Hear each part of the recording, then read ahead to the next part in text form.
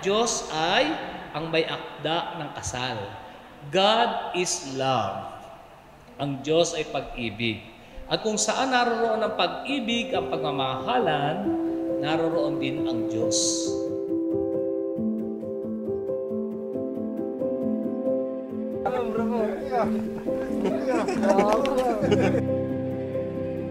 Hi baby! Today is a very special day. Ito ang araw na pinakahihintay natin. Despite all the challenges through ups and downs, nanatili tayong dalawa.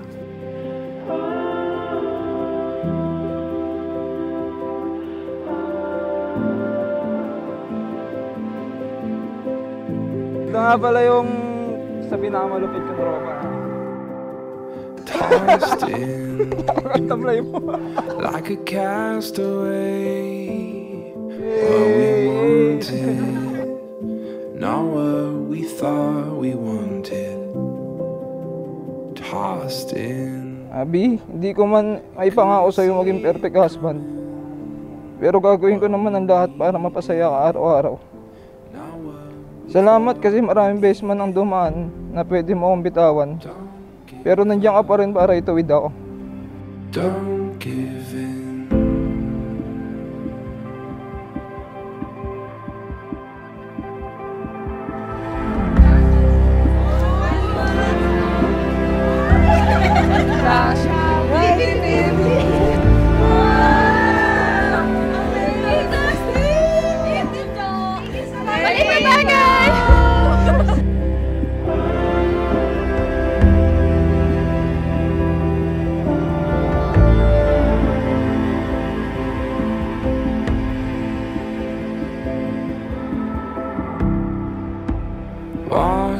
At alam ko rin magiging mabuti kang asawa. Alagaan mo yung asawa mo. Tsaka pagka meron kayong mga problema, pag-usapan nyo. Gawin nyo lang center ng relationship nyo si God. Magiging okay yung lahat. Maagang nawala si Papa, no? Pero hindi kayo nagkulang. Malaki nyo kami na maayos. Tumayo kayong nanay at tatay. Mahal na mahal kita, Mi. Pangakong lagi akong nasa iyong tabi. Subukin man ng bagyo ang ating relasyon. Sabihin natin na harapin ang anumang problema dumating. Mananatili ako sa iyo at paulit-ulit kitang pipiliin. Dahil ikaw ang dahilan kung bakit ako nagmahal. Nangangako ako sa araw na ito na mamahalin kita at aalagaan. I love you, B.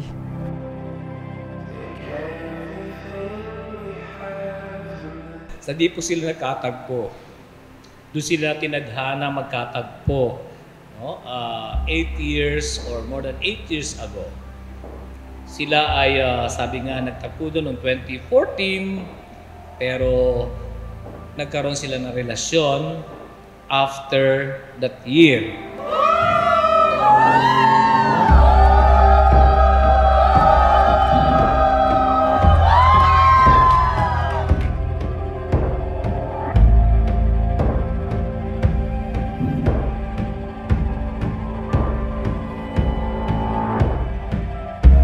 Natin ang bagong kasal na sina Mr. and Mrs. Carl Steven at Jonalyn Leo. Gusto ko lang sabihin sa iyo na ang swerte mo kasi ako yung una tuli mo. Pero syempre maswerte ako kasi meron akong ikaw. Lord, thank you. Asawa ko na yung taong gusto ko masama araw-araw. Hi baby! Today is a very special day. Ito ang araw na pinakahihintay natin. Despite all the challenges through ups and downs, nanatili tayong dalawa.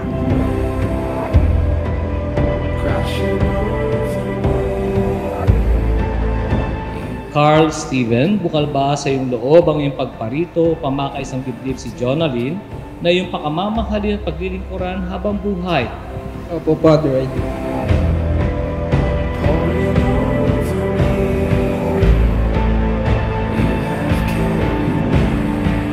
At sinabi, dahil dito iiwan ng lalaki ang kanyang ama at ina at magsasama sila ng kanyang asawa. Sila ay magiging isa, kaya hindi na sila dalawa, kundi isa. Ang pinagsama ng Diyos ay huwag paghiwalayin ng tao.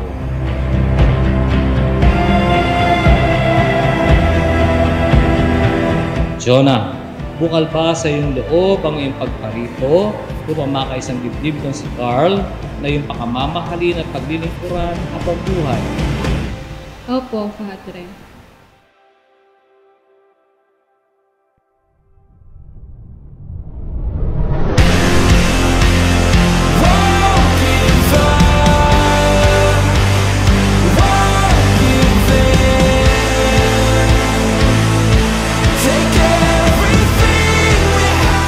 I promise you my deepest love.